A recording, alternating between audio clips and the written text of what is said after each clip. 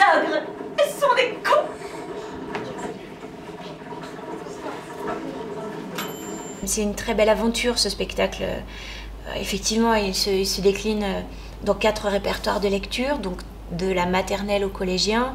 Les albums, le dispositif est le même, mais les albums sont différents. Et à chaque fois, on essaie d'être au plus proche de l'imaginaire des enfants.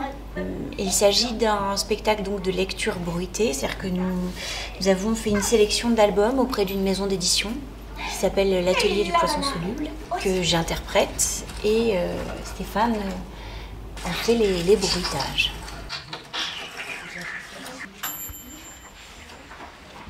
Et le désir de Marie donc, était que je fasse des bruitages, ce que je n'avais jamais fait. C'était plutôt chouette à faire, et c'est un univers très particulier, et pour le coup, ce qui est un peu étonnant, très personnel. Il n'y a pas oui, de mode d'emploi du bruitage.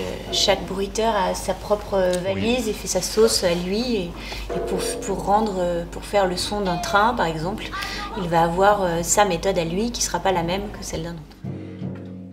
Souvent, dans les albums, il y a un univers sonore. C'est-à-dire que parfois, même dans certains albums, il est écrit, il y a des onomatopées qui donnent des sting, des stong, des boing, qu'on lit et on ne se rend pas compte tout de suite.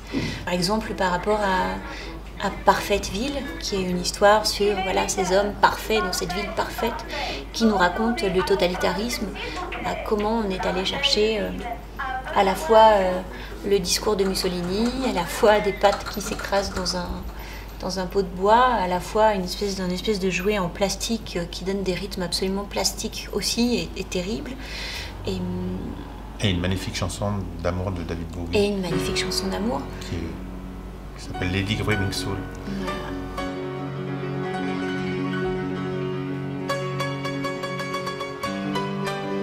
Les parfaits n'étaient pas préparés à affronter une rébellion. C'est une sensibilisation à l'objet du livre.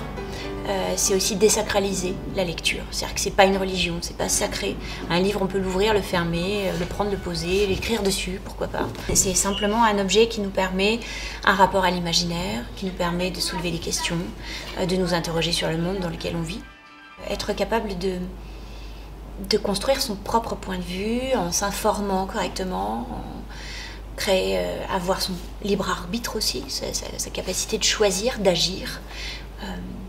Et pour tout ça, il faut se construire, et du coup être curieux. C'est important. Et donc lire.